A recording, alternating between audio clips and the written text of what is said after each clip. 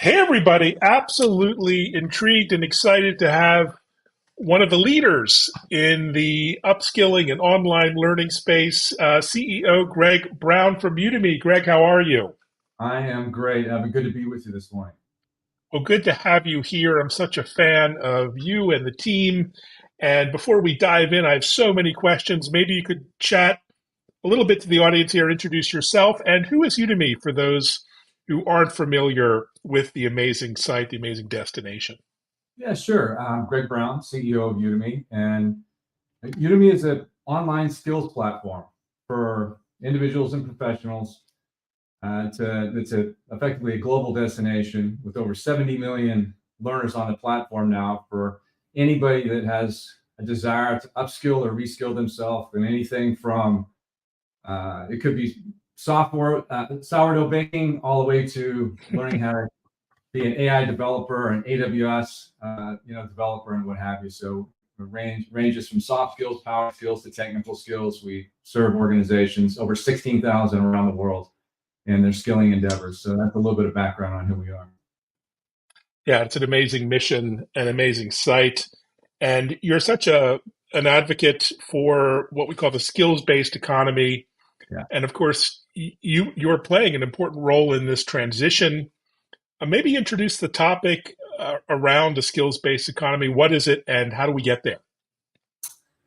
Yeah, it's a good question because there's a lot being written about it as of late. Look, I just talked a little bit about what we do as far as being an online skills platform and what have you. And look, in the age of generative AI and the other massive technological innovations that we're all, in the midst of, we really do aim to be the destination for upskilling and are playing a critical role in this transition to what is now known as a skills-based economy.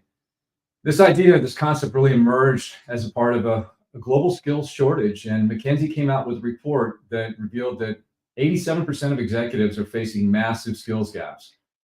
And as a result of that, our goal, and we really have pivoted our messaging around the fact that our goal is to help professionals and organizations make this transition to a skills-based economy by putting skills out in front rather than just solely focusing on degrees or job titles. And there's been a lot large multinationals, a lot written about, but quite a few large multinationals that have come out, like Google and IBM and Walmart, that have come out publicly and stated they've removed degree requirements from many of their job descriptions in terms of their talent acquisition process. So yeah, it's definitely a movement that's gaining steam, and for good reason. Indeed. And I've seen you speak and talk on this topic in the past, and you're so personally passionate about it, beyond just a business leadership perspective. How and why is that so personally interesting and important to you, if I can ask? Yeah, for me, it starts with my upbringing with my father. Actually, he was a foster child and Oh, was one of five siblings and he was the only one that was able to go to college. Fortunately for him, through a sports scholarship, football scholarship. And that opened a door for him that would have otherwise been closed. And his sisters, unfortunately, because they were not as fortunate to have the opportunity that he did, regardless of the skills or intellect they had, because they were very, very smart, but they did not have an opportunity to go get that education that my father had. So, this is something that, I watched growing up, my dad being very involved in, the foster family community in the town that I grew up in, and giving back as much as he could. He was a teacher and a coach, and his mission was to give back so that he could help kids that were in similar situations have a different outcome than many kids that he saw in those foster families have. And so anyway, it was definitely something that I grew up with. A passion for education, a passion for learning. My brother's principal. He started in education, followed my dad's footsteps, and now he's a principal in the town that I grew up in. So education is something that has been really embedded in me, and the investment in other people's development. It's been embedded in me since my youth. So yeah, something I'm very passionate about, and that really is what led me to Udemy. The opportunity to come here, and our mission is to transform lives through learning. And when I had an opportunity to get to know the company and get to know the team, it was something that I just could not pass up. Oh, wonderful mission, wonderful sentiment. And beyond the value and importance of education and learning in general, let's talk about the skills-based economy, because this is a brave new world. And there are many opportunities at the macro level for economies, entire economies, to transform and compete on the global stage. Of course, for businesses, large and small, to compete, and for individuals to grow our knowledge, our income, our et cetera. It's so important. But what other opportunities are there for taking advantage of this great transition we're seeing? Well, there's a number. I'll touch on two of them for you that are top of mind. First is, and I just touched on this, more equitable access to professional opportunities. I think this is a big one, right? So when hiring managers are screening people for skills that they need for the job, more so than degrees, and even in some cases, experience. The skills are really what are going to make or break that individual's ability to have success in that role. And I think that that's something that we're starting to see, as I just mentioned, become more and more to the forefront. And just like for so many people in the workplace, and at large, a traditional university education just isn't accessible, and so it's just going to open more doors. And along those lines, for organizations like ours and many others, it really broadens the talent pool and enables us to move faster and to innovate faster, right? So just think about what's going on with generative AI right now. We're seeing this massive demand for AI skills. We had Udemy, just on our platform alone, we saw over 4 million enrollments this past year and over 2,000 generative AI courses. So just imagine if, a hiring manager has the ability to open up the aperture and open up these roles to a much larger population, and the impact of that in terms of the ability to acquire talent, bring talent into the organization much more rapidly, efficiently, and give these folks an opportunity that they would, maybe not have had if they didn't take that approach. So, there's a lot that is positive about this movement. Oh, it's wonderful. And I would add selfishly the opportunity to teach and to be as a content creator and podcaster and live streamer, to teach those skills to others and to monetize that in the process. Pretty cool. What about the role of leadership? Business leaders like yourself, C-suite leaders, obviously play a role in this. But what about political leaders, leaders in education, and other areas of our society? What role do they play in this new skills-based economy? Well, yeah, and I talk a lot about this in our organization. We have to lead from the front. And there's no doubt that organizations right now have a massive opportunity from a leadership standpoint to, again, get out in front of this. I'll tell you, how we've done it and how some other organizations are doing this. One of the things that we did is we just wanted to level up the level of AI literacy in our organization. So we rolled out an AI boot camp of sorts, and I challenged all of our leaders, first ones through this boot camp, right? So, when we actually post a leaderboard and started to show the progress across the organization, we were out front, and that set the tone. And I think that any type of new technology that's coming online, especially something as transformative as generative AI, if the organization doesn't see leadership jumping in and learning and growing and developing a competency and a capability in that specific area, it sends a strong message. And I think that that's something that's really important. More recently, some data came out on this, and we've actually done some of our own assessing across our 16,000 customers. And roughly, and this data is data we're going to be releasing in the next month. 83% of senior leaders report that leadership is important to the success of becoming a skills-based organization. Full stop. But less than 30%, I think the number was 28%, of employees believe that their leadership team is effectively communicating their company's strategy and executing that strategy toward that transition of becoming a skills-based org. So there's a big gap. And so really what that presents is a big opportunity. And that's an opportunity that, we at Udemy are really excited about, because we know we can help a lot of organizations through this transition. And a lot of what our customer success team does, and a lot of what we do is is not just deliver the platform, but we deliver a lot of best practices and insights in terms of how to think about and then how to execute this transition of becoming a skills-based economy. And we're learning every day. We're learning from some of the more progressive organizations we work with and imparting that knowledge, on the rest of the companies that, that we're helping through this process.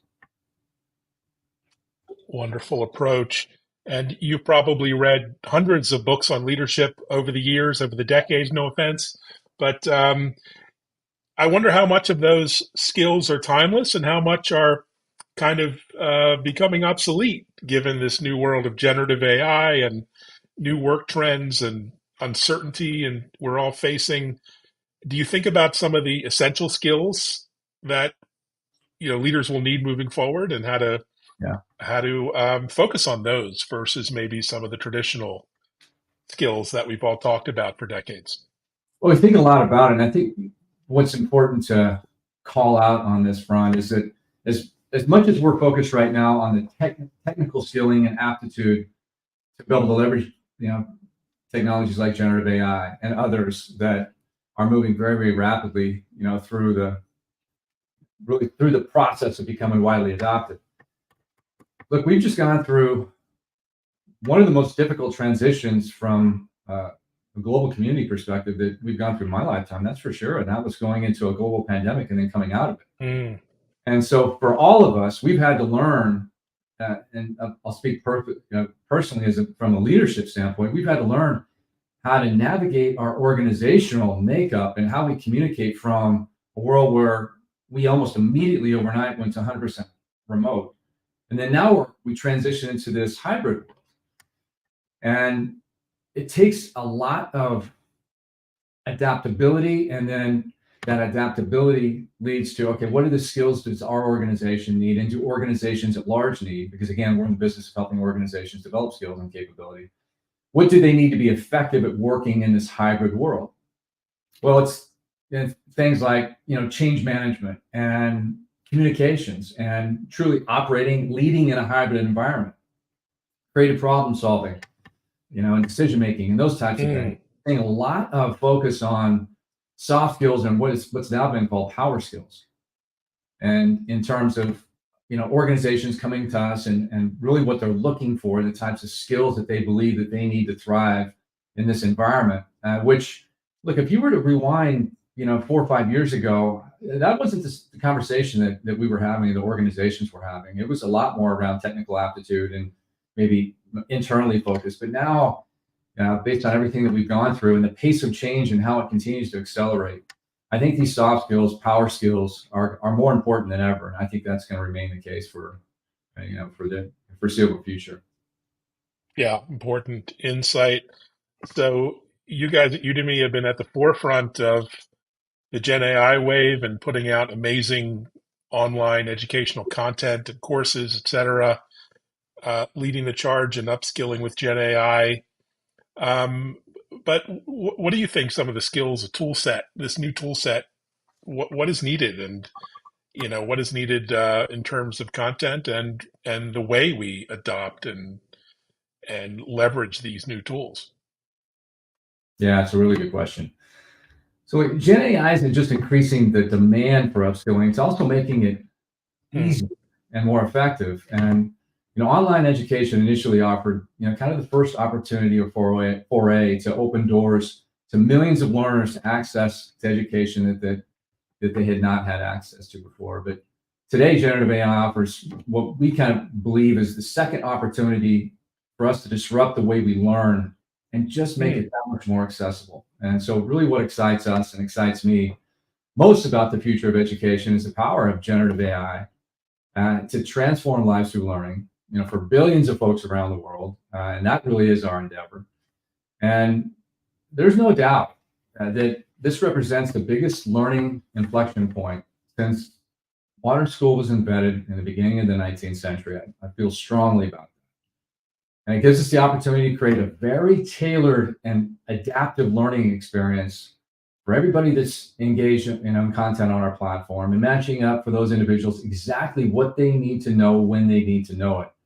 And we're talking quite a bit about our roadmap and what we're developing and what's coming, but we did not have the capability to deliver this type of learning experience prior to getting access to this technology. So it really is going to be Mm. transformative, and we're just on the first inning of this. It's we're on the cusp of some really exciting developments in the next year to two. Wow, that's so exciting. Can't wait to see it unfold.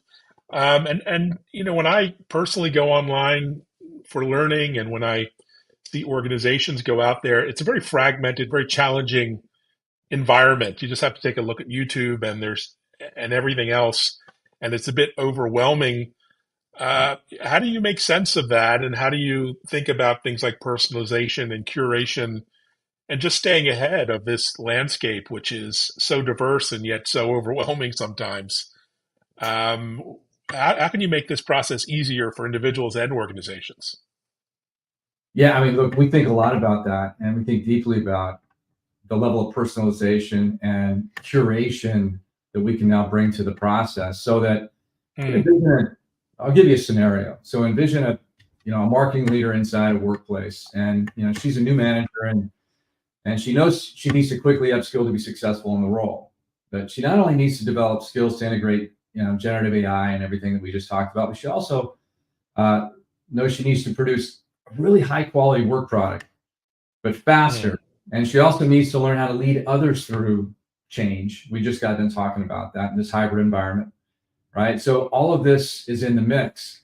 So instead of throwing into what we historically have done some of this in our platform before we had access to generative AI, into a one size fits all leadership training program, that imagine she gets a personalized experience from beginning to end. So she Wow. takes an assessment in the beginning to identify what are her current skills, and then where she identifies where she wants to go as a professional, or where the company would like her to go, and the outcome she wants to achieve. And then from there, almost instantaneously, leveraging generative AI, you get a pre-built, hyper-personalized learning path, right? That enables her to develop the skills at her pace, adapting to the content, adapting that content, to the environment she's operating in. The difficulty of the lessons can modulate based on her progress. And she has the 24/7 tutor, which we're coming out with by at the end, between now and the end of this year, a tutor, a Oh, learning assistant wow. along for the ride. So and then at the end of that process, and even through some segments of that process, she's got workspaces so she can practically apply. If it's dense learning, if it's technical learning, she can apply what she's learning. And then she has a lab environment at the end to display that she's acquired those skills, right? So she demonstrated the knowledge that she's acquired, and that she has the skills now to do the job, or to do the work that she wanted to prepare herself for, the company wanted to prepare herself for, and you have the ability to validate that with an assessment, as well as, and then at the end of it, with a badge or a certificate. So there's a whole workflow, a whole process that is completely, in the process of being automated, and it could not be more exciting, because it's really what we all want. It's what I want for my employees. It's what I want for myself. Is a Mm, hyper personalized learning experience that is not going to take me through content that I already have acquired, or skills that I've mm. acquired, right? It's going to be tuned to exactly where I want to go and the outcomes I'm looking for. And it's going to give me the tools to be really efficient and effective at acquiring those skills, at learning. And then I can display that learning at the end of the process. So anyway, that just gives you an idea as to, what you should expect, what everybody should expect out of our platform and a relationship with Udemy over the next couple, 3, 5 years. But, and then beyond that, you've got avatars and you've got voice recognition. We're working on some really progressive stuff to be able to enable our instructors with tools and capability to, if probably many of your listeners and followers that saw Reid Hoffman's video that was out there. It was an avatar that looked like Reid, Yeah, like Reid. amazing.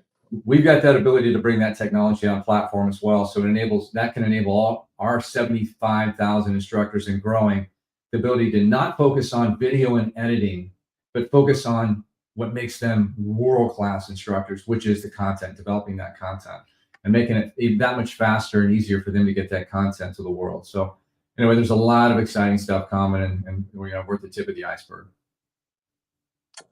Yeah, it's unbelievable. I just sort of regret. I wish a bit I had had this 10 years ago when I was in middle management in tech. it would have been quite a game changer for my career and my progress. That's for sure. Better late than never. Another thing you're very keen on focusing on is inclusivity and accessibility. What is Udemy? What does the industry? What do your peers need to do to kind of get where we need to be in terms of accessibility, for example, and opening up learning to a wider swath of the population? Yeah, it's an area that we're also, very focused on, and generative AI, without question, is going to be a big enabler for. In terms of the accessibility on our platform, we have done a lot to make our platform accessible for not only folks around the world, but for folks that have different types of disabilities and what have you. And we're seeing some very innovative technology being developed, leveraging generative AI, that's going to accelerate our ability to do just that. So, again, it's something that's at the forefront of what we're focused on. And again, on a broad basis, we're in over 125 countries right now on our platform. Wow. So accessibility from a global perspective is very broad. And we're in our Udemy Business Collection, which is a collection that we serve up to our corporate customers. We've got over 14 languages on that platform, and we're in over 70 countries on that platform. In addition to what I just mentioned was on the broader marketplace. So in terms of global accessibility, we're very proud of the work we've done and that our team has done to enable our platform to be accessed pretty much on all four corners of the globe. But there's obviously accessibility for different types of folks with different disabilities and what have you, that we're working on our, for instance, mobile app, and to make that more functionally accessible for different types of categories of folks. So anyway, there's a lot more to come on that. I bet. You must hear so many amazing stories and anecdotes from individuals, friends, colleagues, organizations of all sizes. Care to share any of those with the audience, or probably too many to tally here on a short podcast today? But from a corporate perspective, some of the things we're most excited about is hearing companies telling us that if we've helped them create a boot camp or an AI curated AI learning experience, and the impact it's had on employee engagement, on employee retention, on their ability to truly lead in their organization in terms of bringing these types of platforms, but more importantly, learning experiences to their employees, so they have access in a way that they had never had before. And so those are the types of things that I spend a lot of my time with our corporate clients, with the top, I would say Fortune 500, clients. And in fact, I was just in New York and Boston meeting with some of those customers this last week, and hearing these examples of how they have been able to significantly accelerate the pace by which they're delivering learning and the outcomes that they're able to derive. I had one customer tell us that, in fact, I mentioned this example on our last earnings announcement, that using our Udemy Pro our immersive learning product, they were able to increase the first-time pass rate of the certifications for this specific certification by 17% and do it 15 days faster across hundreds of employees. And now they're going to deploy that across thousands of employees. So you can imagine the cost savings for the company. That's one thing, but imagine the impact on the individual, right? To be able to acquire those skills much more efficiently and effectively, much faster, so they actually get to where they want to go faster. The aspiration they have to get that new job, or to get that that next level in their current role. And yes, there's monetization implications there. They make more money, but it's really about the growth of the individual, and that's really what we're all about. Again, it's that notion of transforming lives through learning that we're so passionate about here. And yeah, we're hearing more and more of those examples as more and more organizations are coming online and being able to leverage the platform to develop skills. Oh, fantastic story. So we're entering the summer months. We slowed down a little bit. And are you looking forward to anything in particular? Any travel, personally, professionally? What's on your radar the next few weeks, couple months? I've got two teenage boys that are both excited and getting ready for their football season, which is coming up in just a few months. So they've given me a week, so I'm taking them, and we're going to Hawaii for a week, and we're going relax and unplug a little bit. And then when I get back, I'm going to some camps. My oldest son is aspiring to play Division I football, so we've got a couple Wow. to go visit, and so I'm going to have a busy summer with him. And my younger son is also just a couple years behind him, but training pretty hard as well. So I've got a busy summer ahead, but I'm looking forward to it. This is all, that's Oh, what I love. that's the best. Well, it's so fun. And my son is freshman home for the summer, and I showed him Udemy. He signed up for a couple classes. So I love even it. despite glad to get out of the grind of finals, he's gonna keep learning. And what a great time in the summer to think about reading more and upskilling and educating yourself. Well, thanks so much, Greg. Thanks for joining. Really appreciate your insights and the amazing work you and the team do. Evan, really enjoyed it. Appreciate you having me.